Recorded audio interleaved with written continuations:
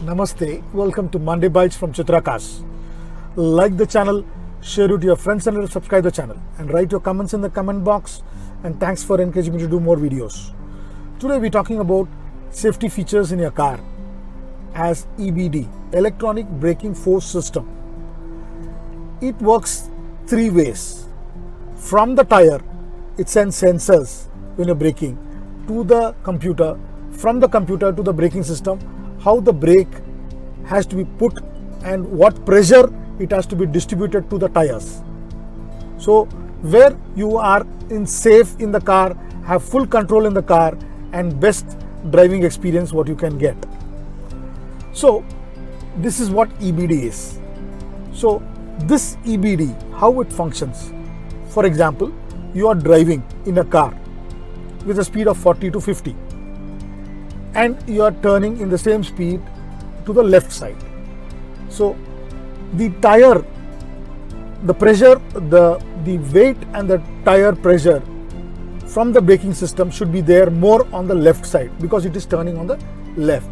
Same way when you do it on the right, it is needed. The pressure and the braking system should be more effectively on the right side. So this EBD helps every passenger to drive and have a safe control in the car, even in roads which has potholes or when you're driving with high speed, where when you brake, let's say you have two passengers in the front and you brake at a high speed, the pressure is more on the front two wheels.